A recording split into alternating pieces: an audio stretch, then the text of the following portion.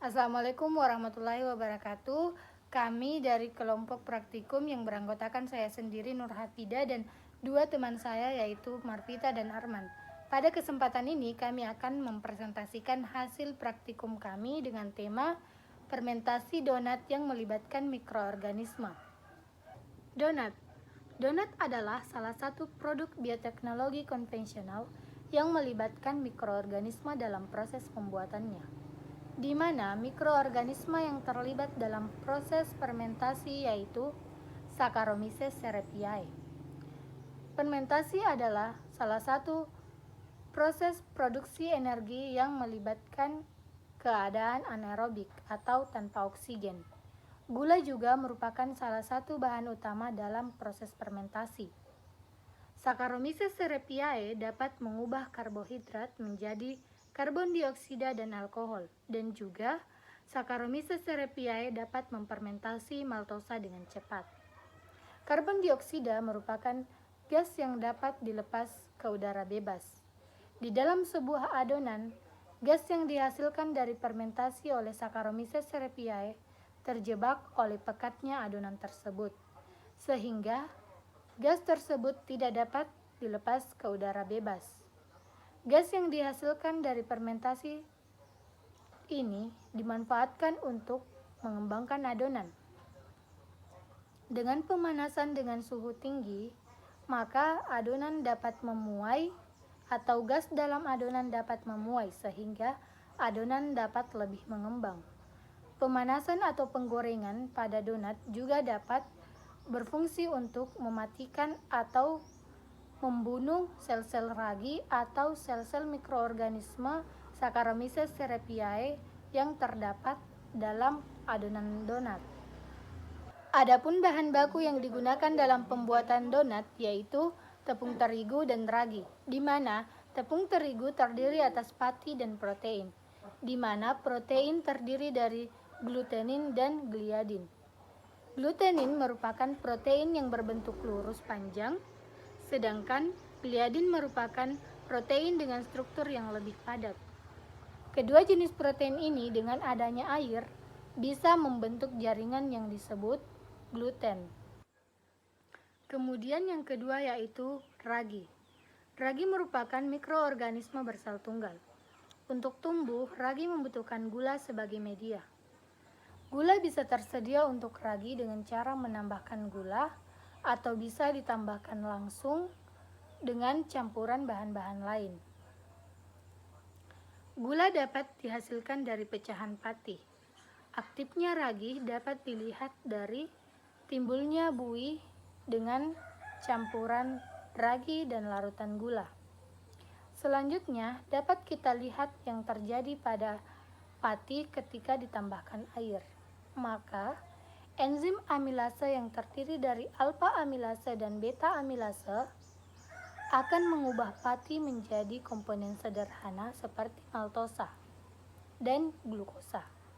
Maltosa selanjutnya diubah menjadi glukosa oleh enzim maltase yang terdapat pada ragi. Glukosa kemudian digunakan oleh ragi untuk melakukan fermentasi. Pada proses fermentasi tersebut, gula akan diubah menjadi karbon dioksida dan alkohol. Metode pembuatan donat dilakukan dengan 5 tahapan, yaitu pencampuran, pengulenan, proses fermentasi, pencetakan, dan penggorengan. Namun, sebelum melakukan kelima tahapan tersebut, terlebih dahulu kita melarutkan ragi pada larutan air gula untuk menghasilkan ragi yang aktif selama 10 menit.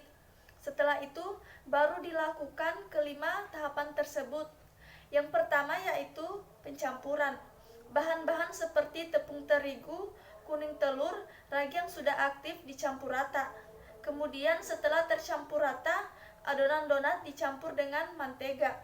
Selanjutnya yaitu pengulenan. Pengulenan dilakukan agar adonan donat merata. Dengan mengulen, kesempatan protein atau ikatan silang menjadi lebih besar. Pengulenan dilakukan dengan cepat sehingga kesempatan terjadinya crosslink pada protein bisa terjadi lebih mudah. Ikatan silang yang membentuk gluten tersebut apabila terbentuk dengan baik akan menjadi ikatan yang kuat dan elastis. Selanjutnya yaitu proses fermentasi. Setelah dilakukan pengulenan, maka adonan diberi kesempatan untuk terjadinya proses fermentasi.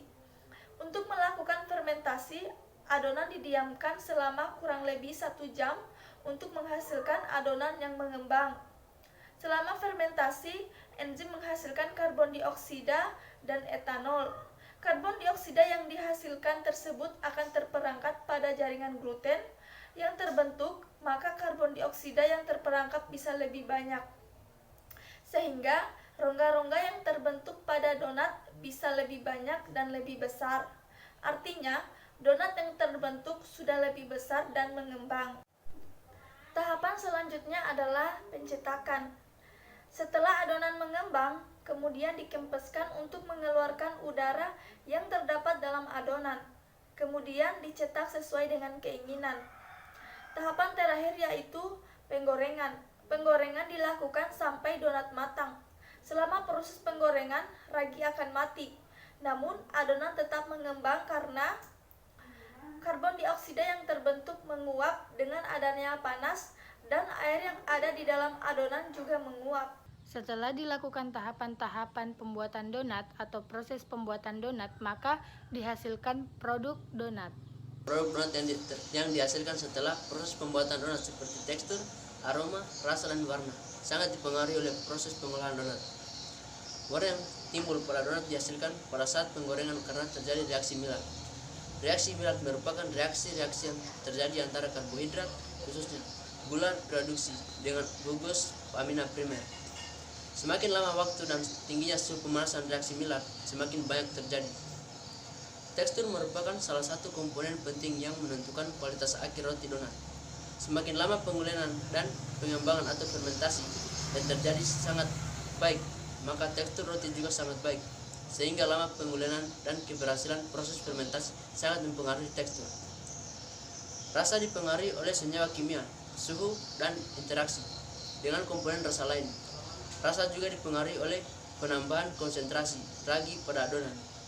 Aroma yang berpengaruh pada konsentrasi ragi yang digunakan dan proses pemanggangan.